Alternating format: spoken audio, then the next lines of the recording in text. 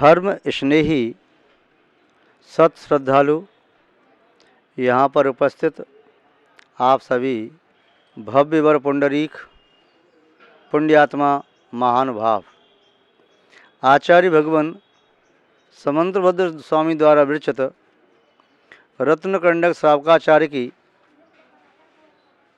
विगत वाचना में परिग्रह परिमाण अणुव्रत के 5 अतिचारों को देख रहे थे। जिसने परिग्रह परिमाण अणुव्रत को स्वीकार किया है वह उसके अतिचारों से भी बचने की कोशिश करे। अतिवाहन अति संग्रह विस्मय लोभात भार बहनानी।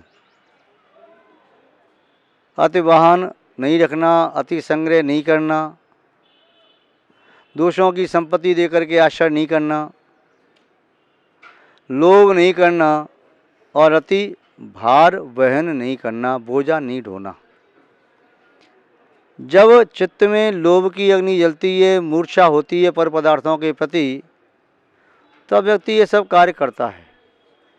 परिग्रह का परिमाण करने वाला व्यक्ति वह इन सभी से बचता है, वह संतोषी होता है। जो भी उसने सीमा बांधी है उसकी भावना रहती है अब आगे और इसे कम करता चला जाऊं, और कम करता जाऊं, और कम करता चला जाऊं। ऐसे कम करते करते वह एक दिन सर्व परिग्रह का त्यागी होकर के आत्मा का आनंद लेता है, आत्मा का अनुभव करता है। श्लोक नंबर 63 में आचार्य महोदय यहाँ पर 5 अणुव्रतों के फल के संबंध में चर्चा कर रहे हैं कि जो 5 अणुव्रतों को पालन करता है उसे किस प्रकार के फल की प्राप्ति होती है। तो आचार्य महाराज यहाँ पर स्वयं श्लोक में बता रहे हैं, देखते ही उन्हीं के शब्दों में। पंचाणुव्रत निधियो निरतिक्रमण फलंति सुरो लोकम यत्रावधिरष्टगुणा दिव्य शरीरम चलाव्यन्ते।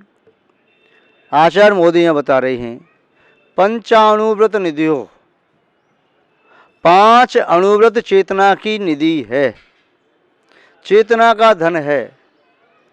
बाहर का धन कोई चोर चोरी कर सकता है, बाहर के धन में अग्नि लग गई तो नष्ट हो सकता है, बाहर का धन कोई छीन सकता है, बाहर के धन में बंटवारा हो सकता है, बाहर का धन खराब हो सकता है, जल से भीग गया, दीमक लग गई, या वह रखा रखा अपने आप खराब हो गया, घुन गया, कुछ भी हुआ तो बाहर का धन तो नष्ट हो सकता है, किंतु ये 5 अणुव्रत सावक का चैतन्य धन है।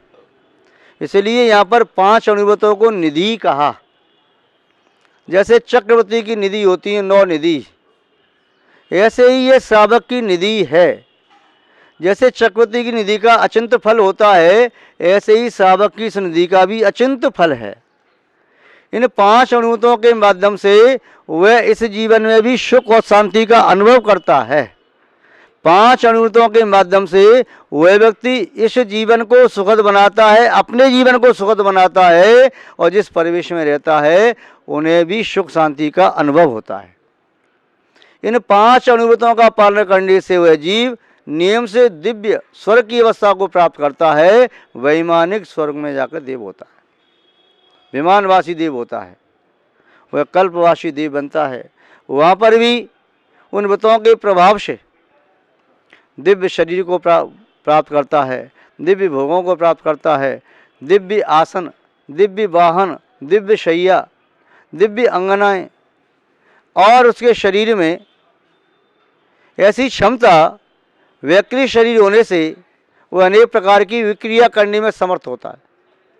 वह वहाँ पर नियम से कोई भी देव है अवधि ज्ञान से संयुक्त होता है, वह अपने अवधि ज्ञान से बैठे बैठे नीचे मध्यलोक की बात को सब जान सकता है, नरक की बात को भी जान सकता है। उसका अवधि ज्ञान इतना विशेष होता है कि वह अनेक भाव पहले के और अनेक भाव बाद के भी जान सकता है। यह उस अवधि ज्ञान का फल है। कैसे प्राप्त होता है? 5 अणुव्रतों का निर्दोष पालन करने से। जैसा आचार्य हमारे ने कहा कि 5 अणुव्रत निधियो निरतिक्रमणा फलन्ते। निर्दोष पालन करने से, निरतिचार पालन करने से ये 5 अनुव्रति फलित होते हैं। सुरलोकम, वह देवलोक को देने वाले होते हैं। 5 अनुव्रत एक वृक्ष है, 5 अनुव्रत रूपी वृक्ष पर स्वर्ग के सुख रूपी फल उत्पन्न होते हैं। जिसने भी अपनी आत्मा में 5 अनुव्रत का वृक्ष आरोपित किया है, उस आत्मा को स्वर्ग के सुख रूपी फल की प्राप्ति होती है। और स्वर्ग में कैसा सुख होता है आप जानते ही हैं कि स्वर्ग में स्वर्ग जैसा सुख होता है। जैसा आचार्य पूज्यपाद स्वामी जी ने भी लिखा, ना ऋषि गज मनातंकम दीर्घ कालोपलालितम नाके नाको कसाम सौख्यम नाके नाको साम्यम। ऋषि गज मनातंकम, वह इंद्रियों से उत्पन्न होने वाला सुख आतंक से रहित यावत जीवन तक प्राप्त होता है। ऋषि गज मनातंकम दीर्घ कालोपलालितम, दीर्घ काल तक रहता है। नाके नाको कसाम सौख्यम, नाके माने स्वर्ग में वह दिव्य सुख प्राप्त होता है। कैसा सुख प्राप्त होता है, उस सुख को यहाँ के सुख की उपमा नहीं दे सकते। बस इतना ही कह सकते हैं, जैसा सुख स्वर्ग में रहने वाले देवों को प्राप्त होता है, वह सुख वैसा ही होता है। उसे अन्य प्रकार के भौतिक सुख की उपमा दे नहीं सकते। जो सुख स्वर्ग के देवों को है, वह सुख न तो नरक के नारकी को कभी भी संभव हो सकता है, न पशु पक्षी आदि त्रंचों को भी संभव हो सकता है, और ना ही मनुष्यों को कभी संभव हो सकता है। चक्रवर्ती भी बन जाए तब भी स्वर्ग जैसे सुख को भोग नहीं सकता। आप कहोगे क्यों नहीं भोग सकता, चक्रवर्ती के पास निधि होती है, रत्न होते हैं, तो क्या हो गया। स्वर्ग की व्यवस्था ये है, जितने सागर की आयु होती है उतने पक्ष में एक बार श्वास लेता है। हमें तो 1 मिनट में लगभग 70-72 नाड़ी धड़कती है, 80 श्वास लेते छोड़ते हैं सहजता में। किंतु वह श्वास कितनी देर में लेता है। जितने सागर की आयु है, जैसे माना कि आयु 16 सागर की है, तो 16 पक्ष में एक बार, 16 पक्ष का से हुआ 8 महीने, 8 महीने एक बार श्वास लेता है। एक बार श्वास ली सहजता में, 8 महीने के लिए श्वास लेने के लिए फुर्सत, और उसे अलग से कोई भोजन पानी नहीं करना पड़ता स्वर्ग के देव को। क्यों, जब भी उसे इच्छा होती है उसके कंठ में से अमृत अपने आप झर जाता है, और डेली डेली भोजन करता हुआ है। जितने सागर की आयु होती है उतने 1000 वर्ष में एक बार उसकी भोजन की इच्छा होती है। अमृत का आहार एक बार कर लिया। यदि माना कि किसी देव की आयु 21 सागर की है, तो 21,000 वर्ष में एक बार उसे भोजन की इच्छा होगी, कंठ से अमृत झर गया। यानी अपना पंचम काल 21,000 वर्ष का है, वह पंचम काल के प्रारंभ में चौथे काल के अंत में एक बार उसने अमृत का स्वाद लिया, 21,000 वर्ष तक तृप्ति हो गई, फिर पंचम काल निकल गया, फिर वहाँ पर लिया, फिर छठवां काल पर निकल गया, फिर लिया दूसरा छठवां निकल गया, फिर लिया दूसरा पांचवां निकल गया, फिर चौथा काल आ गया। 4 बार कंठ से अमृत झरा, तब तक ये 84,000 वर्ष का कम समय निकल गया। तो ये व्रति अणुव्रति कितने सागर की आयु प्राप्त कर सकता है, अधिकतम 22 सागर की। 16 स्वर्ग में कहाँ तक की आयु प्राप्त हो सकती है, 22 सागर की। फिर 9वें ग्रह में बढ़ते हुए 1 सागर 31 सागर तक की आयु है, अंतरिक्ष में 32 सागर की, पंचनोत्तर में 33 सागर की। तो 22 सागर की आयु से प्राप्त कर ली, तो 22 पक्ष में एक बार श्वास लेगा, 22 पक्ष का से 11 महीने, और 22,000 वर्ष में एक बार से अमृत का आहार करना है। ऐसा स्वर्ग का वैभव। तो ये विशेषता क्या चक्रवर्ती को मिल सकती है, नहीं मिल सकती। उसको तो नित्य भोजन करना ही पड़ता है, श्वास भी लेना पड़ता है उसे। तो यहाँ बता रहे पंचाणुव्रत निधियो निरतकरुणा फलंति सुरलोकम, वह सुरलोक को देने वाला, फल देने वाला वह पंचाणुव्रत का वृक्ष है। यत्र, जहाँ पर सुरलोक में क्या है, अवधि रष्ट गुणा, अवधि ज्ञान प्राप्त होता है। अवधि ज्ञान से बैठे बैठे सब जान रहा है, देवों को शास्त्र पढ़ने की आवश्यकता नहीं होती।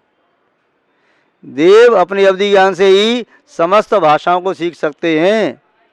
देव अपनी अवधि ज्ञान से ही सब जान सकते हैं। मैथ पढ़ने की आवश्यकता नहीं, उसे अन्य कोई चीज़ याद करने की आवश्यकता नहीं। हाँ, भगवान के संरक्षण में जाते हैं, दिव्य ध्वनि सुनते हैं, बड़ा आनंद लेते हैं। तो उसे तो अवधि ज्ञान होता है। अवधि ज्ञान लगाया कि बस उसे सब कुछ जानकारी में आ गया। तो देवों के पास दिव्य अवधि ज्ञान होता है। भव प्रत्यय देव और नारकी के नियम से होता है। यत्र अवधि ज्ञान होता है अष्टगुणा, और वे स्वर्ग के देव हैं, उनके पास अष्टगुण होते हैं। अष्टगुण माने अष्टरिद्धियाँ। अणिमा रिद्धि, जिसके माध्यम से देव चाहे तो अपने शरीर को अणु जैसा छोटा बना ले, यानी सुई की नोक है ना, अपने शरीर को सुई की नोक के बराबर बना ले, ऐसी रिद्धि होती है। सुई के छेद में से निकल जाए देव अपने शरीर को बनाकर, ऐसी रिद्धि कर सकता है। और उसके पास गर्मा रिद्धि भी होती है। उसे क्या कर सकता है, वह देव अपने शरीर को चाहे तो पहाड़ जैसा बड़ा विशाल भी बना सकता है। अरे उस गर्मा रिद्धि के माध्यम से। लघुमा रिद्धि, उसके माध्यम से वह देव चाहे तो अपने शरीर को लघु बहुत हल्का बना सकता है। इतना हल्का बना ले कि जो आग का तूल होता है ना, जैसे फूंक मार दो तो उड़ जाता है, इतना हल्का बना सकता है, रुई के तूल की तरह से इतना हल्का बना ले। यानी इतना हल्का कर सकता है कि वह पानी पर खड़ा हो जाए तो डूबे नहीं। अग्नि के फूल पर खड़ा हो, किसी फूल पर खड़ा हो जाए तो फूल की पाखुड़ी न मुड़ जाए। अग्नि की लपट में खड़ा हो जाए तो अग्नि की लपट झुके नहीं, और वह जलता तो ही नहीं, अग्नि में खड़ा हो सकता है कहीं भी। वह इतना भी सूक्ष्म बना सकता है कि दीवार में से पार हो जाए, वो वज्र में से पार हो जाए। जमीन पर ऐसे चले जैसे पानी में चल रहा है, पानी पे ऐसे चले जैसे जमीन पे चल रहा है। इसके शरीर की ये रिद्धि होती है, महिमा होती है।